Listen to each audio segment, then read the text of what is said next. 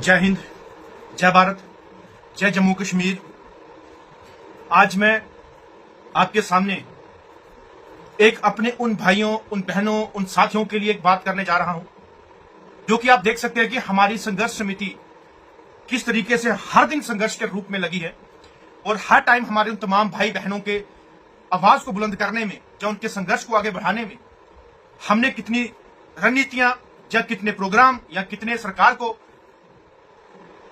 उनकी मांगों को पूरा करवाने के लिए कितना जद्दोजहद हम कर रहे हैं, और जो काम छोड़ हड़ताल हमने रखी है, जिससे सरकार को एहसास होना चाहिए कि अगर ये लोग काम करें तो क्या होता है, अगर काम ना करें तो कितना असर सरकार को पहुंचता है या डिपार्टमेंट को पहुंचता है।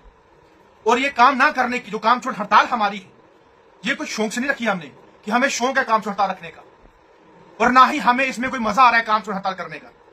लेकिन मैं उन बहनों को, उन भाइयों को बोलना चाहता हूं जो हर टाइम यही रोते रहते हैं कि हमारी तनख्वाह नहीं बढ़ती, हमें पैसा नहीं आता, हमारी मांगे पूरी नहीं होती, हमसे काम लिया जाता है तो हमारा जो है हमें हक नहीं मिलता।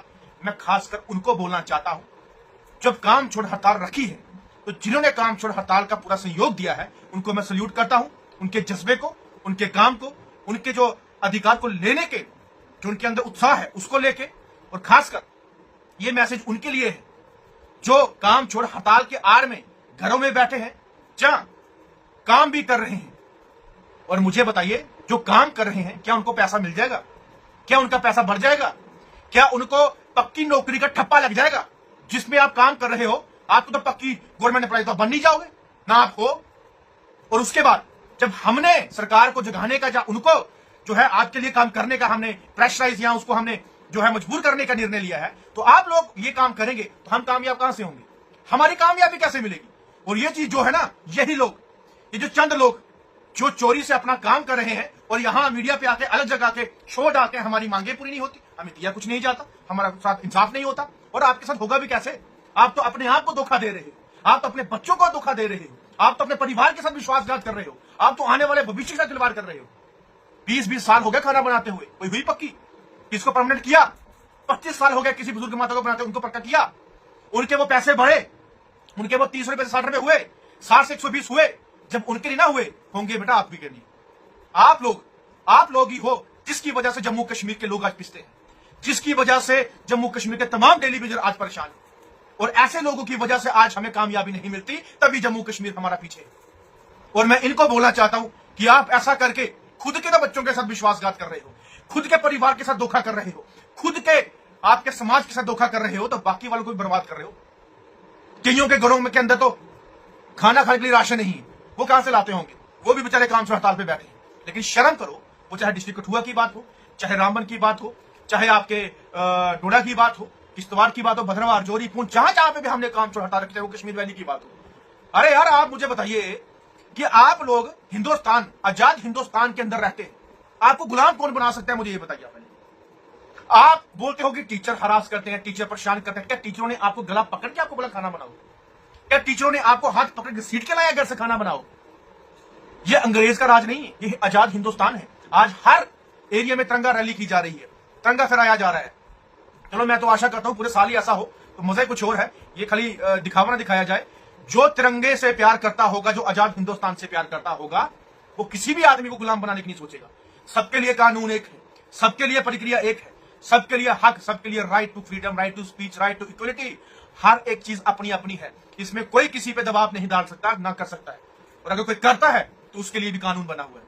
और अगर ऐसे लोग हमारा साथ देते हुए आमने सामने और पीठ पीछे ऐसी हरकत करते हैं, तो वो सरासर शर्मनाक है और हमारी नाकामयाबी का सबसे बड़ा सबूत है। अगर आप लोग कामयाब होना चाहते हो तो एक यूनाइट होके, एक मुट्ठी बन के ताकत को बनाओ और एक होके अपनी कामयाबी को पाओ। ये मैं बार बार बोलता हूं। यहाँ पे टीचर भी कहते हैं, प्रिंसिपल भी कहते हैं, जेडीओ भी कहते हैं, सीओ भी कहते हैं, हमें और भी कहते हैं कि आप करना है तो टोटली बंद कीजिए, तब हम भी आपका साथ देंगे। लेकिन ये जो लोग हैं, कहते हैं टीचर हरास कर रहे हैं, टीचर परेशान कर रहे हैं, टीचर आपको गले से पकड़ते हैं, टीचर आपको घर से घसीट के लाते हैं। क्या ड्रामा मचा के आप लोगों ने रखा है? आप लोग कहीं काम करो ना करो, वो आपकी हिम्मत है। और टीचर कहते हैं हम आपको निकाल देंगे। अरे कौन सा ऐसा बेवकूफ होगा जो बिना पैसों में खाना बनाएगा? कौन सा ऐसा पागल होगा जो 30 रुपए पे खाना बनाएगा, जो 6 महीने के बाद मिलेंगे? ऐसा कोई पागल नहीं होगा जम्मू कश्मीर के अंदर। और आज की डेट में लोग बेरोजगारी में इतने तड़प रहे हैं कि उनको पैसा चाहिए, 30 रुपए नहीं, बिना पैसों के नहीं। और टीचर कौन होते हैं उनको लाने वाले, करने वाले? प्रधानमंत्री जी की स्कीम है।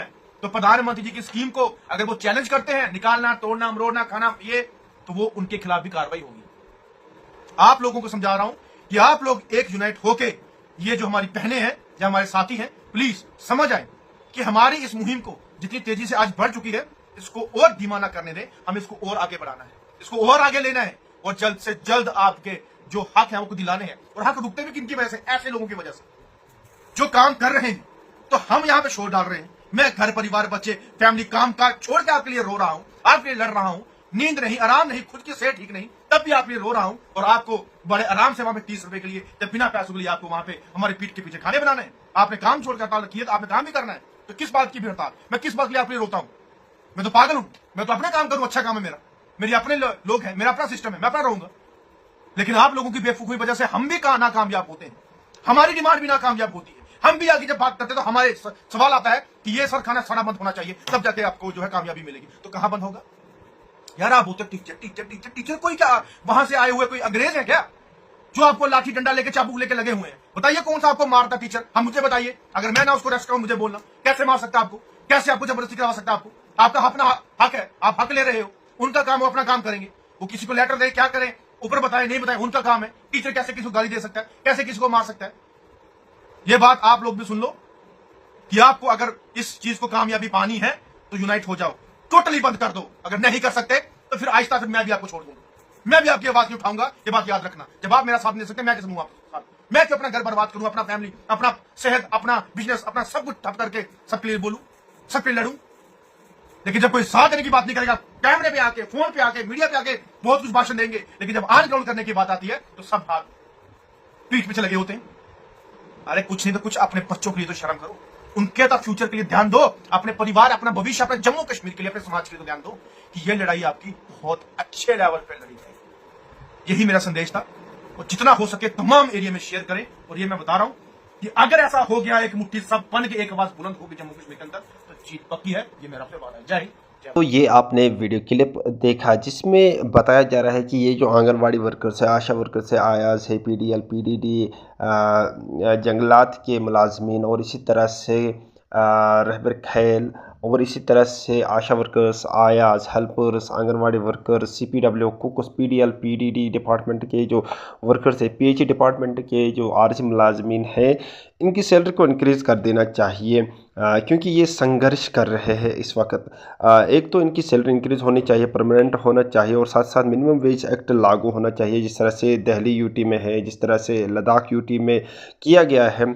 और अगर हम बात करेंगे बाकी यूटीज़ की, हर एक डेली वेजर को एक अच्छा खासा पेमेंट, एक अच्छा खासा सैलरी दिया जाता है। इसी तरह से एसपीओज़ हमारे भाई है, इतना ज़्यादा वर्क करते हैं, कांस्टेबल से कहीं ज़्यादा वर्क ये हमारे एसपीओज़ भाई भी करते हैं, और इनको सैलरी बहुत ही कम दी जाती है, हद से ज़्यादा कम इनकी सैलरी दी जाती है इनको। तो मैं यहाँ पर अपने एलजी साहब से और अपने सीएम साहब से रिक्वेस्ट करता हूँ कि ये जो हमारे आरजी मुलाजमीन हैं, इनके बारे में सोचिए, इनकी फैमिलीज़ के बारे में सोचिए, क्योंकि अगर हम पक्के मुलाजमों की बात करेंगे, अगर वो कल को रिटायर हो जाते हैं फिर भी उनको एक अच्छा सा बैक रहता है। और इसी प्रकार से अगर हम इन आरजी मुलाजमीन को देखेंगे, जैसे ये रिटायर होते हैं इनका कुछ भी नहीं, कोई भी बैकअप इनको नहीं रहता है।